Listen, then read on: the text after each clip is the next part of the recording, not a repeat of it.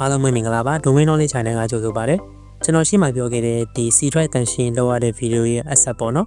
အဲ့ဒီ video မှာကျွန်တော်တို့ကြည့်ခဲ့တဲ့အချိန်မှာကျွန်တော်တို့အဲ့ဒီ video ကနေတိုင်းတန်ရှင်းလောက်တယ်ဒါပေမဲ့တခါလေးကြလို့ရှိရင်အဲ့လိုတန်ရှင်းလောက်ပြီးသွားရင်တော့မှကျွန်တော်တို့ရဲ့ဒီ C drive က storage ကတိတ်ပြီးတော့ machine လေးနာကိုဘယ်လိုကြုံမှုကြလိမ့်မယ်အဲ့ဒါဘာလို့လဲဆိုလို့ရှိရင်ကျွန်တော်တို့ရဲ့ဒီအဓိကလေးနေတဲ့ file တွေကိုပေါ့နော်အရှင်းမှာပြောခဲ့တဲ့နေ့တွေကတေချာ machine လင်းဖြစ်လို့အဲ့ဒါကြောင့်မို့လို့ကျွန်တော်တို့ရဲ့ storage ကဒီတိုင်းပဲရှိနေတာဆိုတော့ဒီနေ့မှာကျွန်တော်တေချာလေးတန်ရှင်းလုပ်လို့ရမယ် software တစ်ခုနဲ့ကျွန်တော်မိတ်ဆက်ပေးသွားမယ်အဲ့ဒါနဲ့မိတ်ဆက်ခင်မှာကျွန်တော်တို့ခုပြောချင်တာကပုံမှန်ဆိုလို့ရှိရင်ကျွန်တော်တို့ဒီ setting နဲ့ဝင်လိုက်တယ်ဆိုရင် C drive က storage ဘယ်လောက်လွတ်နေဆိုတာသူပြလိမ့်မယ်ပေါ့နော်ဘယ်နေရာတွေမှာအရင်ကိုများနေပါတယ်ဆိုတဲ့ storage တွေသူဖော်ပြတယ်အဲ့ပြတဲ့ထဲကိုကျွန်တော်ဝင်လိုက်တယ်ဆိုလို့ရှိရင်ကိုမလိုအပ်တဲ့ software တွေကိုကျွန်တော်တွေ့လိမ့်မယ်အဲ့ software တွေကျွန်တော်ဖြတ်ပြီးသွားရင်တော့မှတစ်ခါလေးရလို့ရှိရင်ဒီကောင်တွေက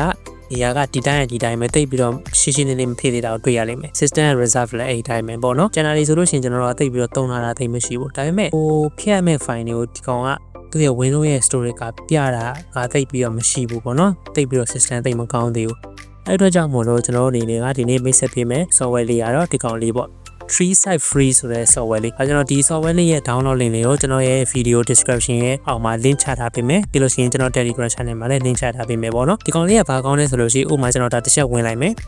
ကျွန်တော်တို့အထက်ရောက်သွားပြီဆိုလို့ရှိရင်ဒီကောင်လေးကိုနှိပ်ပြီးတော့ကျွန်တော်တို့ scan fetch စီခြင်းနဲ့ display ကိုရွေးလိုက်ပေါ့နော်ကျွန်တော်ဒါဆိုလို့ရှိရင် local လေးစီကို scan fetch နေတာဆိုတော့ဒါလေးတစ်ချက်ရွေးလိုက်တယ်ဒီလိုပေါ်လာတယ်ဆိုလို့ရှိရင်တော့အောက်ကကိုနေညွန့်လေးတစ်ချက်နှိပ်ပေးလိုက်ပေါ့နော်ဒါဆိုလို့ရှိရင်ကျွန်တော်တို့ရဲ့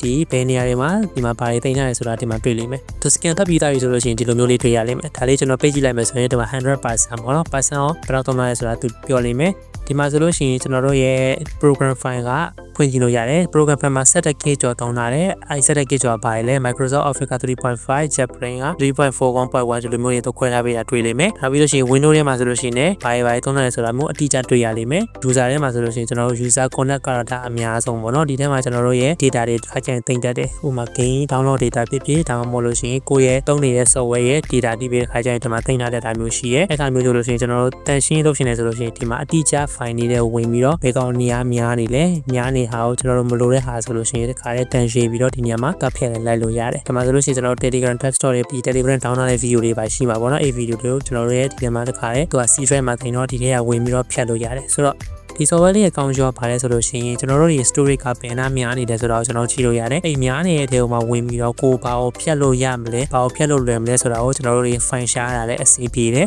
ဆိုတော့ခုနကလို့ရှေ့ရပြထားတဲ့ ဒီဗီဒီယိုလို့တန်ရှင်းလုပ်ပြီးတဲ့အချိန်မှာကျွန်တော်တို့ရဲ့ဒီ software လေးတွေဝင်ပြီးတော့ကိုဘာတွေဖြတ်ဖို့လိုတယ်ဆိုတော့ရှာကြည့်ပြီးတော့ဖြတ်လိုက်မယ်ဆိုလို့ရှိရင်ကျွန်တော်တို့ C drive မှာရှိတဲ့မလိုအပ်တဲ့ file တွေကိုကောင်းကောင်းမမောဖြတ်နိုင်မှာဖြစ်ပါတယ်ဆိုတော့ဒီဗီဒီယိုလေးကတော့ဒီလောက်ပါပဲအားလုံးပဲအစီအမံချမယ်လို့ပြောနေပါတယ်ကျွန်တော်ရဲ့ domain knowledge telegram channel လေးမှာ YouTube တို့ TikTok တို့ဒီလိုမျိုး social media ပေါ်မှာတင်လို့မရတဲ့ resource တွေ file တွေ video တွေကို download လုပ်လို့ရအောင်ကျွန်တော် telegram channel လေးမှာတင်ပေးထားမှာဖြစ်တဲ့အတွက်ကြောင့်မို့လို့ကျွန်တော်ရဲ့ telegram channel လေးကို join ဖို့ဖိတ်ခေါ်ပါတယ်အားလုံးကိုကျေးဇူးတင်ပါတယ် see you guys next time